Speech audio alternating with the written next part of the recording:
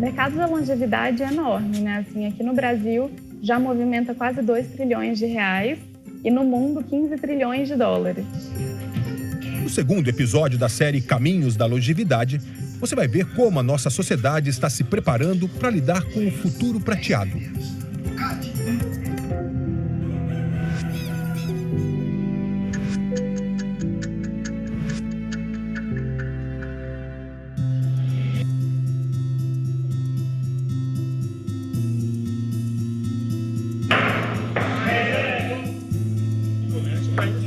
Coqueiro Baixo, Rio Grande do Sul. Aqui, para cada 100 jovens, existem mais de 700 idosos. Em Coqueiro é um lugar muito bom para se viver, tanto pela saúde como para tudo. Por isso que os velhos duram mais, né? Localizado no Vale do Taquari, região central do estado, o município se orgulha das raízes italianas. Esses povos que vêm da Europa, muito fortemente acabam referindo até nos próprios topônimos exemplos de cidades do Velho Mundo. Por exemplo, Novo Hamburgo. Hamburgo é uma cidade alemã, Novo Hamburgo é de colonização alemã. Nova Brécia, que fica pertinho de Coqueiro Baixo. Brécia fica na Itália, Nova Brécia. Então, as populações europeias que chegam aqui, no próprio jeito de apelidar o lugar, de nomear os lugares, dizem quem eles são. Até pouco tempo atrás, Coqueiro Baixo fazia parte da cidade de Nova Brécia.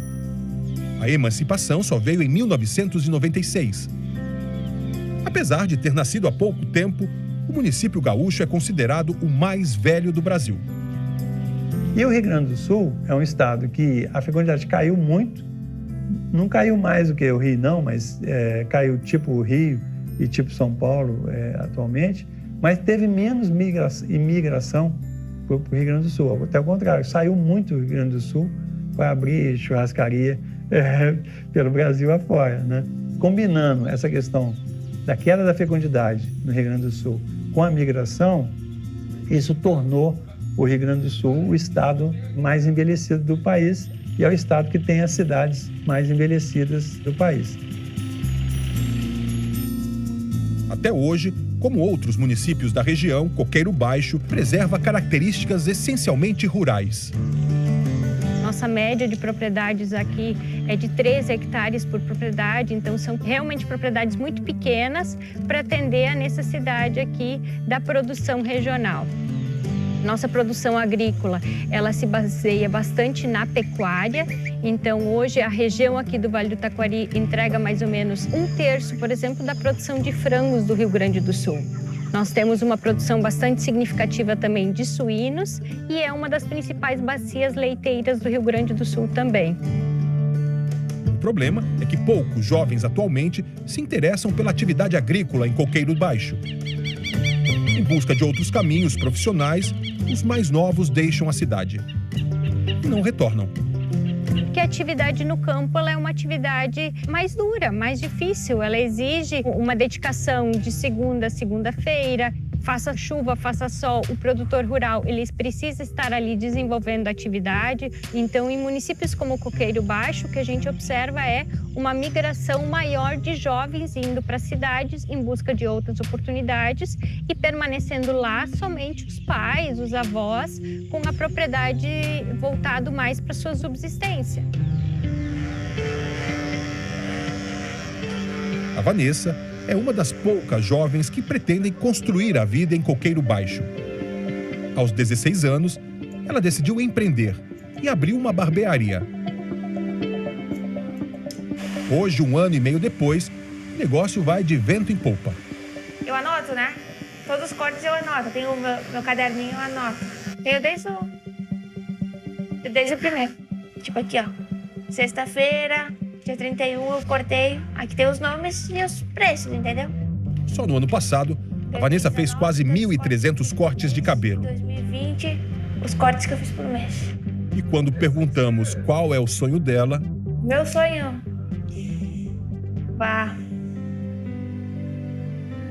Eu quero crescer, né, nessa área da barbearia, ficar por aqui, por enquanto, né? Eu não pretendo sair daqui, ficar com a minha família, essas coisas.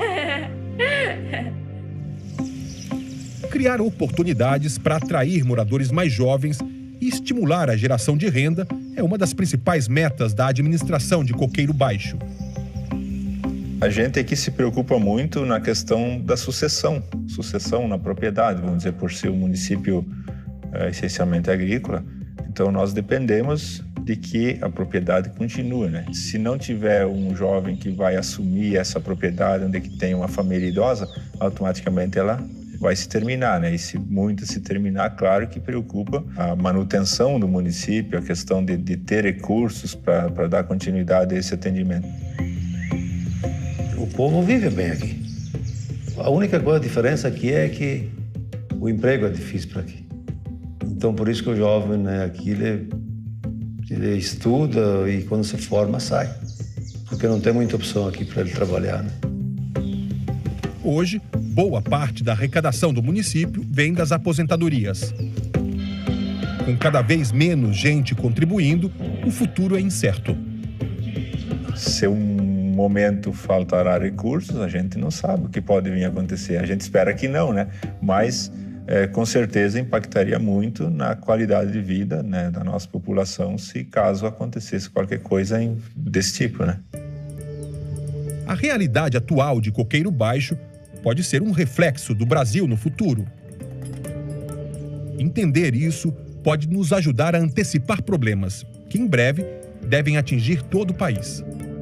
No século XX, a esperança de vida, antes de 1900, era menos de 30 anos de idade. Na média do mundo, as pessoas viviam menos de 30 anos. E em 2000, já viviam mais de 60 anos. Então, dobrou a esperança de vida em um século. Isso nunca aconteceu antes e nunca vai acontecer de novo, porque senão a gente não vai dobrar a esperança de vida para 120 anos. Além do aumento da expectativa de vida, nos últimos 100 anos, o mundo testemunhou uma queda significativa dos índices de natalidade. Com o passar do tempo, a estrutura da sociedade, que originalmente tinha muitos jovens e poucos idosos, foi se transformando. No Brasil, essa pirâmide etária deve se inverter em breve.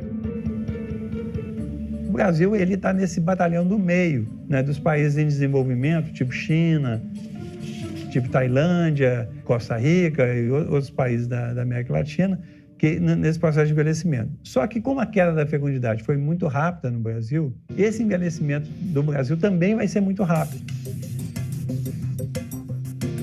No Brasil, são consideradas idosas as pessoas com 60 anos ou mais. Hoje, segundo a ONU, o país conta com pouco menos de 30 milhões de cidadãos nessa faixa etária, o que corresponde a 14% da nossa população. Até 2050, esse percentual deve dobrar. E em 2100, 4 em cada 10 brasileiros serão idosos. Esse ritmo acelerado de envelhecimento da população brasileira reforça a importância de se discutir constantemente a questão previdenciária. Atualmente, a maioria dos países possui um modelo previdenciário híbrido que funciona como um tripé. Uma parte das aposentadorias é bancada pelo governo, sem necessidade de contribuição do trabalhador. Outra se sustenta pela capitalização, que é uma espécie de previdência privada obrigatória.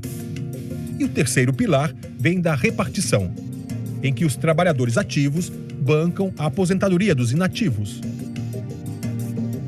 No Brasil, a Previdência Social funciona exclusivamente pela repartição.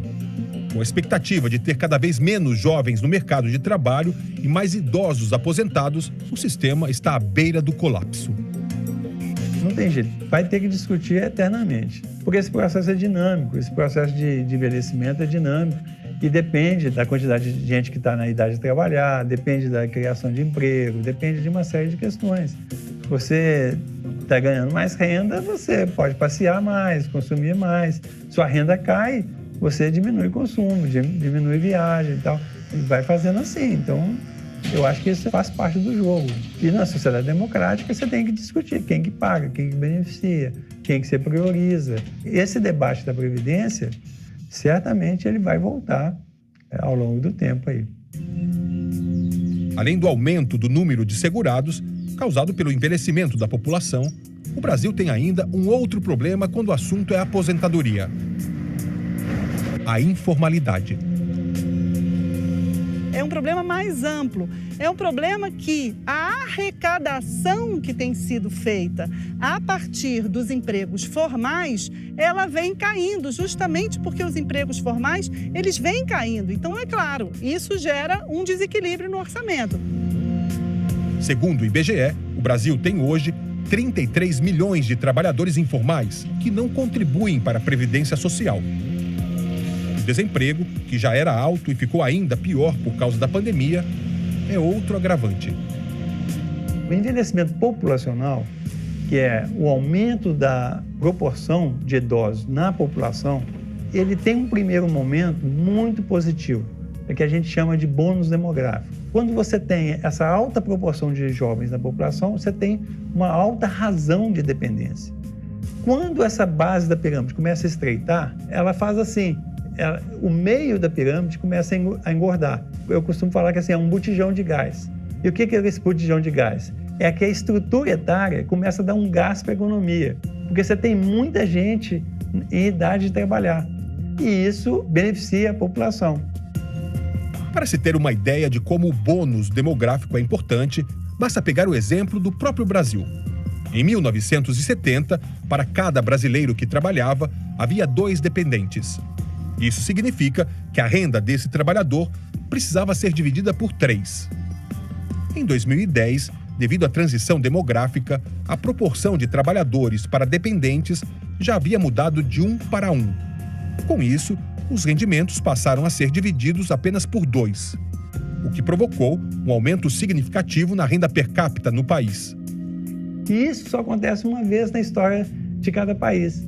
E todo país do mundo que é desenvolvido, que tem alto nível de vida da população, ele passou pelo bônus demográfico. A questão é que o Brasil não está sabendo aproveitar essa oportunidade única de crescimento. A renda per capita hoje no Brasil, de 2020, é menor do que 2010.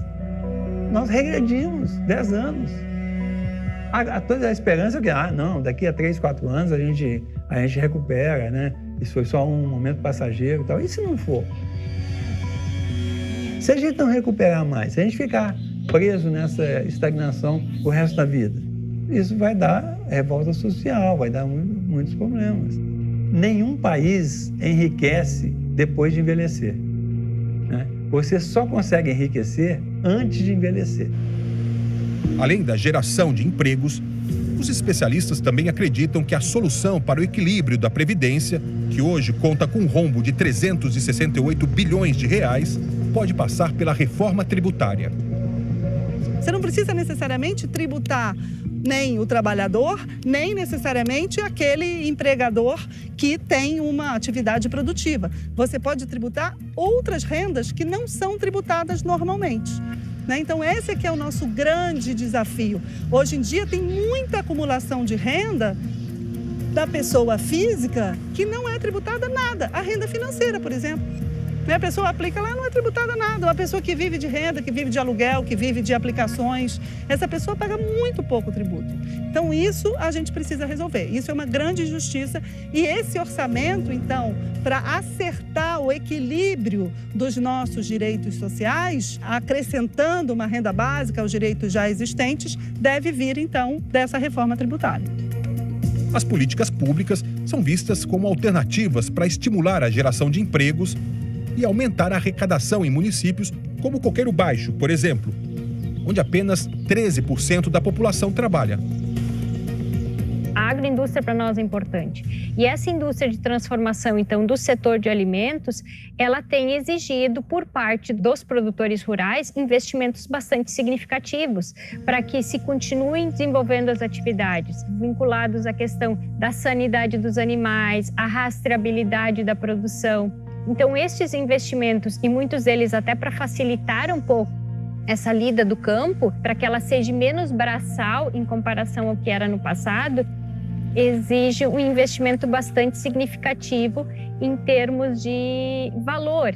E isso dificulta muito a vida desse jovem.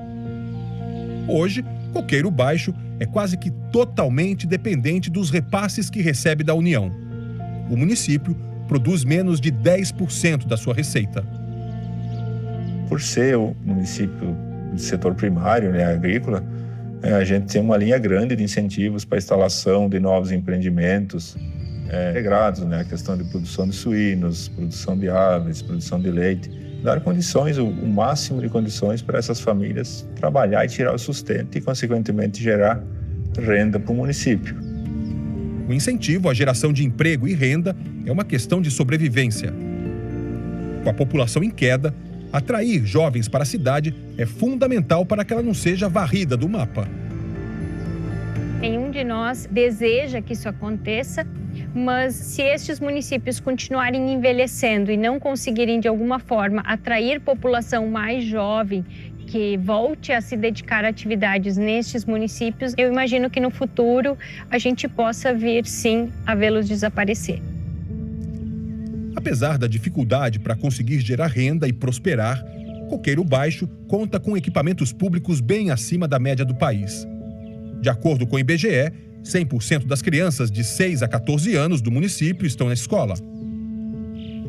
A saúde pública também se destaca. Nós temos aqui um atendimento em saúde de primeiro mundo, né? O pessoal que vem de fora e vê a nossa realidade, eles dizem que nem em particulares não consegue ter esse atendimento próximo e rápido que nem a gente consegue oferecer aqui, talvez pela baixa quantidade de população, né? E nós estar bem estruturado, a gente consegue prestar um atendimento bom e uma qualidade de vida boa. Então, nessas condições aí, a gente tenta também atrair famílias novas, pessoas novas para vir para o município e dar essa sequência. Com a família do Douglas, deu certo.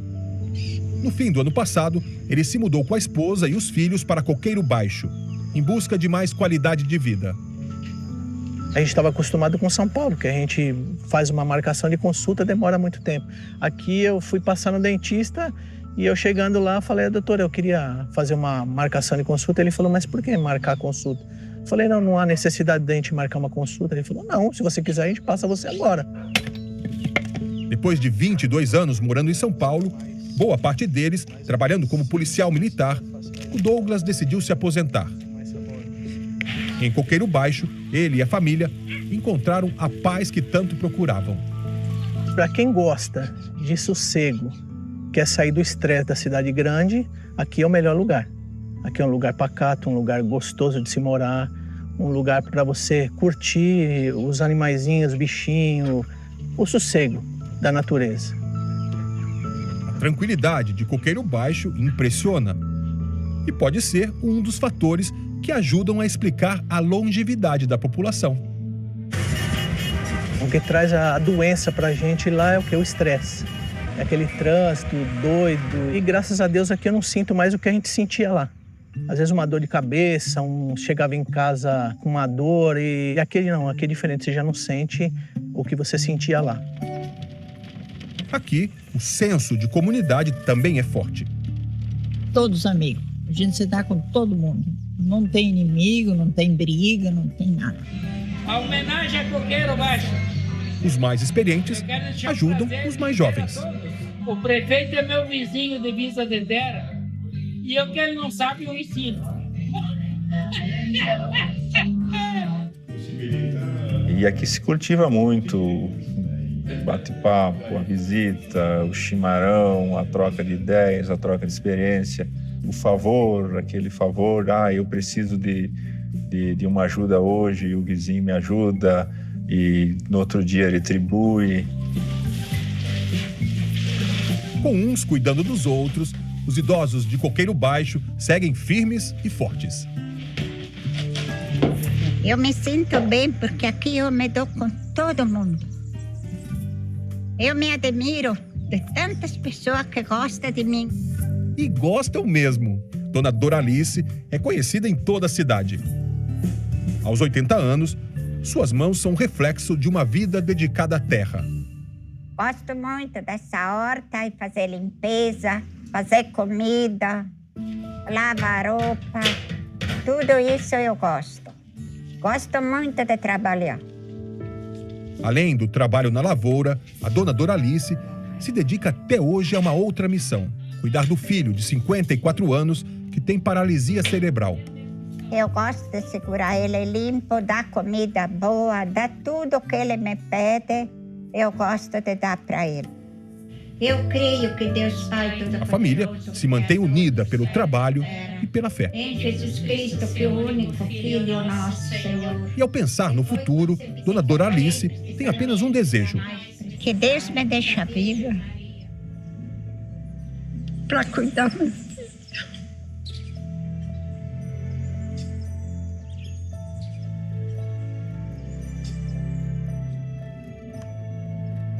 Porque quando eu vou morrer, tem minha filha, mas não se sabe se vai ela antes. Se em Coqueiro Baixo os idosos precisam de pouco para viver bem, nos grandes centros a realidade é outra. Nós dependemos do remédio, nós dependemos da alimentação, que a gente não se alimenta adequadamente. Eu não tenho condições de ter fruta à vontade como eu gostaria de ter na minha geladeira, na minha fruteira.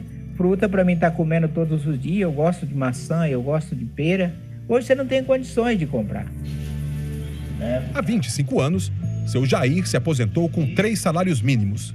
Mas hoje está longe de ganhar os R$ 3.300 a que teria direito, caso a aposentadoria seguisse o mesmo reajuste. Eu te dizer para você que o salário dá para viver, não dá. Porque para quem ganhava na época, que era 120, 3 salário mínimo na época, que dava 360 e poucos reais por mês, e hoje, um salário hoje que vai para 1.100, que nós estamos muito defasados. Hoje, aos 78 anos, seu Jair varre praças em Brasilândia, bairro onde mora, na zona norte de São Paulo. É a forma que encontrou para completar a renda. Pela lógica, eu era para estar ganhando hoje R$3.000, mínimo R$3.000 por mês. Quer dizer que aí eu ia imaginar que eu poderia estar fazendo algum trabalho voluntário. Em vez de eu estar fazendo um trabalho hoje para ganhar, eu poderia estar fazendo um trabalho voluntário para ajudar algumas pessoas que talvez precisassem mais do que eu. A renda é um dos pilares fundamentais para a longevidade. Envelhecer com qualidade de vida custa caro e, por isso, ainda é um luxo em países como o Brasil. A longevidade, ela coloca o holofote num problema muito grande estrutural no Brasil, que é esse gap social. Então, quem tem grana envelhece bem, quem tem grana vai ter cuidado, vai ter hospital, vai ter, né, toda aquela questão ali de maratonista, vai viajar, vai ser, né, um super velho, um super idoso. E quem não tem grana, essas velhices ignoradas, acabam sendo ainda mais ignoradas, principalmente quando a gente está falando de renda. Uma pesquisa realizada em 2018 pela FENAPREV e pelo Instituto Ipsos revelou que 76% dos brasileiros dependem do INSS para se sustentar depois que param de trabalhar. Com a crise causada pela pandemia, a aposentadoria se tornou a única fonte de renda para muitas famílias. Durante a pandemia, né, o que nós vimos foi uma situação muito drástica de diferença social entre as pessoas que têm alguma renda garantida, independente de estar na rua trabalhando todo dia, e as pessoas que não têm garantia nenhuma. Tanto as pessoas que têm família, que têm herança, que têm aposentadoria, que têm algum salário fixo garantido, que têm alguma pensão, essas pessoas conseguiam sobreviver minimamente. Aquelas pessoas que precisam estar na rua trabalhando mesmo, porque sem isso não ganham nada, essas pessoas tinham o seguinte impasse: ou elas iam ficar na rua se arriscando na pandemia, ou elas iam ficar em casa sem ganhar nada. A única coisa que remediou isso foi o auxílio emergencial e as famílias em que tem algum aposentado ou alguém que tem um salário fixo e que podia, portanto, sustentar uma parte da família com isso. O fechamento de milhares de postos de trabalho em 2020 evidenciou uma realidade que já vinha se tornando comum no Brasil. Cada vez mais, os idosos se tornam arrimos de família. O que a gente está vendo hoje é a síndrome do ninho cheio, diferente da síndrome do ninho vazio, né, que é aquela dor que essas pessoas ali entre 50 anos sentiam quando os filhos saíam de casa para casar. Na verdade, o que eles estão vendo é os filhos de 40 e pouco estão voltando para a casa dos seus pais, porque perderam o emprego, né, estão com menos grana, voltam para a casa desses pais, que são os que têm casa, e ainda às vezes com neto. E aí, essa geração sanduíche está ali, né, pagando a conta deles, que não se prepararam para envelhecer, estão pagando a conta dos pais, às vezes, né, que são essas pessoas mais velhas que já estão precisando de mais cuidado, e ainda apoiando financeiramente ou emocionalmente, ou esse leve trás de escola e tudo mais, os filhos e os netos. Essa pressão financeira sobre a chamada geração sanduíche se deve, em parte, a um fenômeno conhecido como idadismo, ou ageísmo, que nada mais é do que a discriminação etária. O ageísmo é o grande problema, assim, da longevidade, né, das nossas vidas, né? E não é só uma questão brasileira, é uma questão global. E a gente vê esse problema nas ruas a todo tempo, né? Quando a gente fala assim, a pessoa é velha demais para tal, né? Velha demais para sair de casa com uma mini saia, velha demais para aprender uma coisa nova, para fazer um curso diferente, para viajar sozinho, para morar sozinho, tudo é preconceito etário. O problema se torna ainda mais grave porque atinge em cheio o mercado de trabalho. Durante a pandemia, as pessoas com mais de 40 anos foram as primeiras a perder emprego. A gente vê que ainda existem várias grandes empresas, várias empresas com teto, né, que é assim, o tempo máximo, a idade máxima para estar naquele cargo, e depois disso tem que aposentar. Então isso já é também uma condição ali, né, um reflexo desse preconceito. E as pessoas são mandadas embora. Foi o que aconteceu com o Gilmar. Aos 54 anos, o economista, que trabalhou por cerca de 30 anos em grandes multinacionais, entrou para a estatística dos desempregados por conta do coronavírus. É desolador, só que você tem que tirar forças, né, da onde você não tem, você tem que ter cada um na sua fé, eu acredito que é essencial, mas você tem o seu rendimento despencado, você tem as contas para chegar, você tem que ajudar em casa a esposa, né, você tem toda uma despesa para se manter básica, que são alimentação, educação, saúde, porque agora é uma outra visão, tem que sair do seu bolso. A explosão do número de casos, como o do Gilmar, deu origem a uma nova geração nem-nem. A pessoa tem qualificação, perdeu o emprego, ela não está trabalhando e não tem idade para aposentar ainda. Então é um neném quase idoso, vou dizer assim.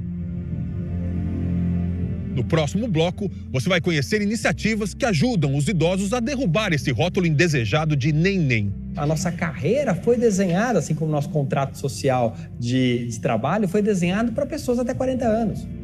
E vamos entender como o envelhecimento pode trazer boas oportunidades para a economia. A gente não está falando só de criar um negócio para ser bonzinho, para resolver um problema social, mas realmente é um negócio para ganhar dinheiro. A gente volta já já.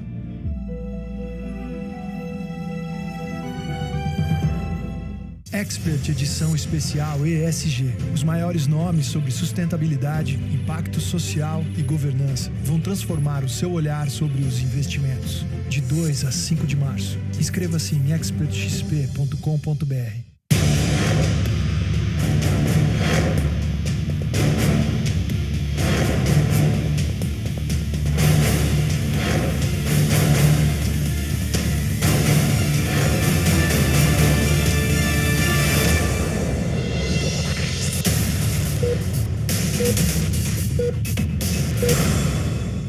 CNN Sinais Vitais. Apoio. Que Saúde. Agora sua saúde tem um plano. Como você acha que vão ser os carros no futuro? Vão ter faróis, tipo dentes de leão. Dentes de leão? Sim.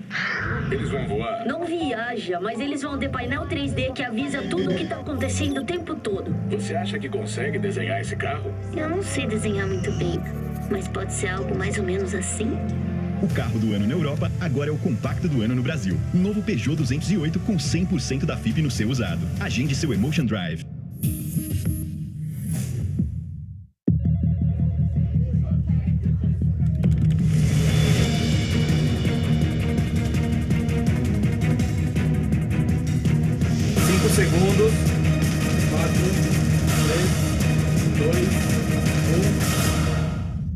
Boa noite.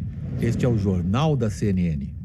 Jornal da CNN. Apoio Santander. Invista em ações com algoritmos e analistas. Faça algo mais. Presunto Seara. A qualidade vai te surpreender.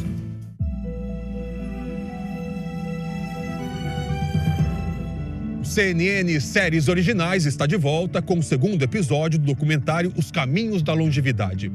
Agora você vai ver como o mercado de trabalho se prepara para receber profissionais cada vez mais velhos e os obstáculos que muitos desses profissionais enfrentam antes mesmo de chegar à terceira idade, como o chamado idadismo, que conhecemos no bloco anterior.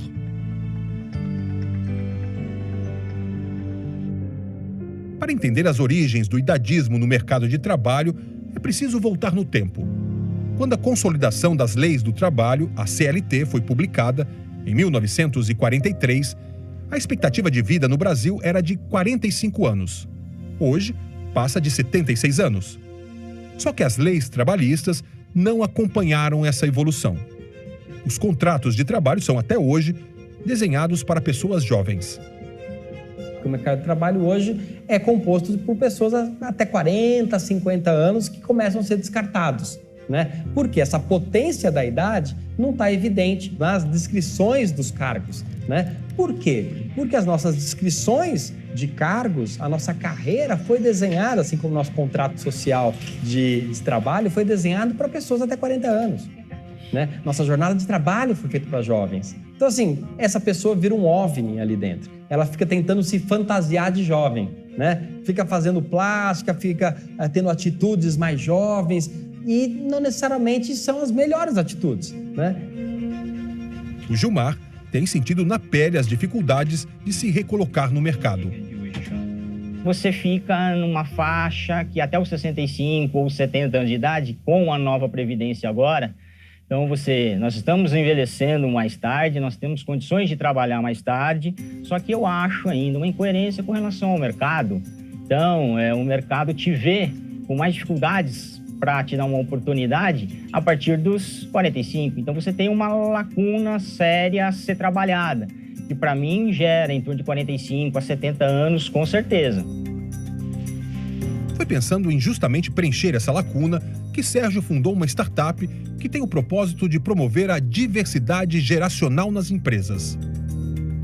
Hoje, a gente tem mais de 30 milhões de brasileiros, né, que são acima de 50 anos e que estão potencialmente trabalhando, só que estão sendo descartados do mercado de trabalho. Tá, então o que a gente vai fazer? Vamos pegar modelos tecnológicos que estão avançando muito, por exemplo, economia compartilhada, né? Airbnb, o Uber, né? Que disponibilizam um ativo que a sociedade não tinha de uma maneira muito flexível. Vamos pegar essa tecnologia com essa mudança demográfica, vamos cruzar as competências que só os sêniores têm e vamos criar profissões moldadas para sêniores que vão atuar de forma autônoma e independente, né? E num novo contrato de trabalho, né? E de uma forma flexível, porque ele não quer ficar de segunda a sexta naquele trabalho, ele quer escolher o dia e horário que ele quer trabalhar. Investir na diversidade geracional dentro das empresas é um bom negócio para todos os envolvidos.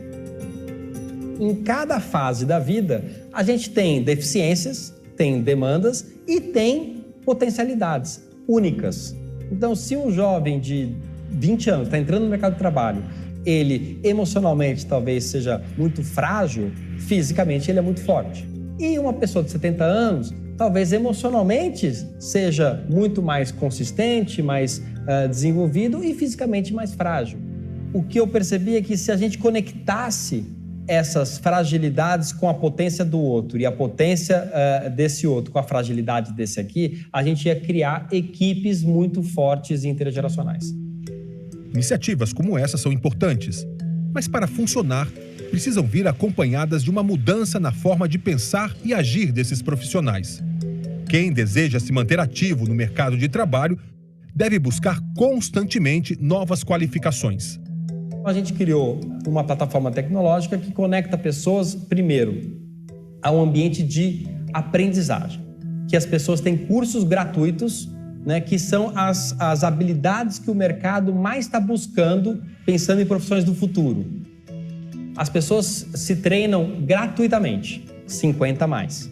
Vão lá e vão se capacitando gratuitamente. Ao elas se capacitarem gratuitamente, a nossa tecnologia vai observando os skills que elas têm. E a gente olha para as empresas e vê os desafios que esses skills poderiam estar suprindo, né? E daí a gente faz o matching, né? Criando novas profissões que só essas pessoas podem fazer. Nessa nova fase da vida, o Gilmar decidiu reativar a loja de presentes que a esposa tinha aberto há alguns anos na Grande São Paulo. Mas continua em busca de oportunidades na sua área. Para isso, ele já sabe qual é a sua nova palavra de ordem. É o aprendizado contínuo. Eu, no meio da pandemia, fiz uns cursos em relação a isso, até por conta agora de trabalhar, né, por conta, então redes sociais, como comunicar, como escrever, acho que é muito importante. Qual é a grande resistência? Qual é o grande desafio nosso? É ficar aberto às mudanças, né? E de outro lado, está sempre ativo, está sempre fazendo uma pressão para que as políticas públicas, as empresas de um modo geral, as instituições, abram as suas mentes também para flexibilizar o nosso retorno, né? Os ganhos sociais trazidos pelo envelhecimento da população podem não ser tão óbvios à primeira vista, mas basta uma breve reflexão para enxergá-los. Então, você ter uma vida longa e saudável, né, não só é um direito humano e é fundamental, mas ele tem um impacto sobre a economia e sobre a sociedade, na melhoria da condição da sociedade, muito grande. Porque, pensa bem, é o seguinte, eu terminei a minha tese, eu já tinha 30 e tantos anos, tá, quando eu terminei minha tese de doutorado.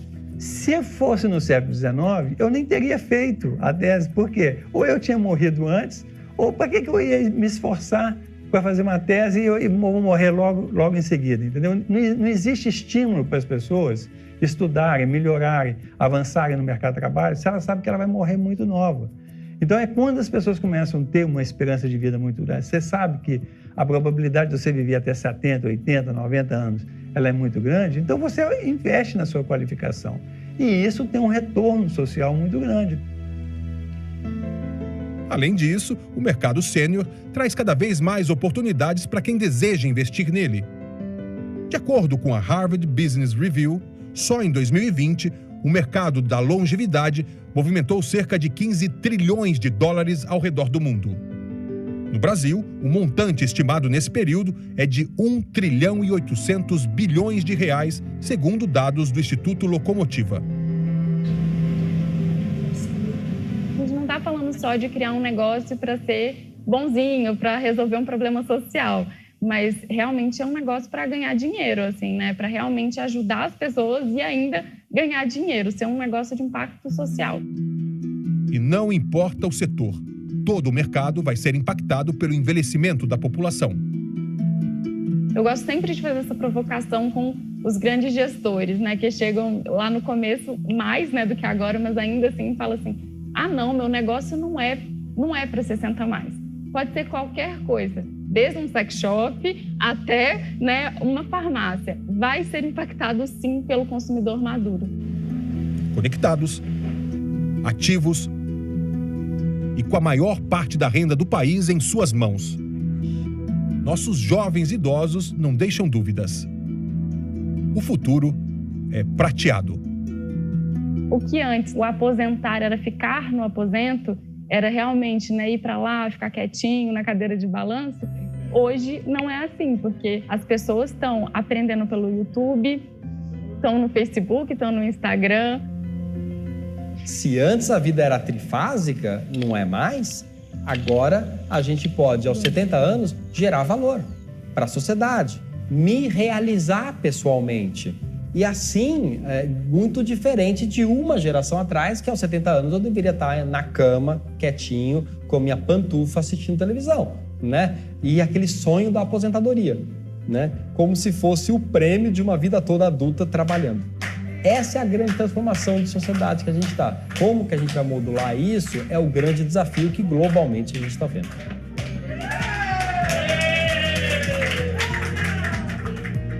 Esse foi o CNN Séries Originais. Na semana que vem, você assiste ao 3º episódio da série Os Caminhos da Longevidade, que investiga como a nossa mente reage ao envelhecimento e ao medo da morte. Na série Roubos Históricos, os detalhes da invasão ao Banco Central de Fortaleza. A gente se vê semana que vem. Tchau e até lá.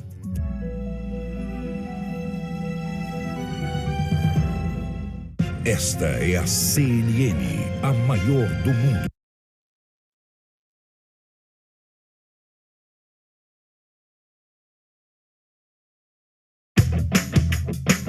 Esse é o seu site e esse é o tempo que ele demora para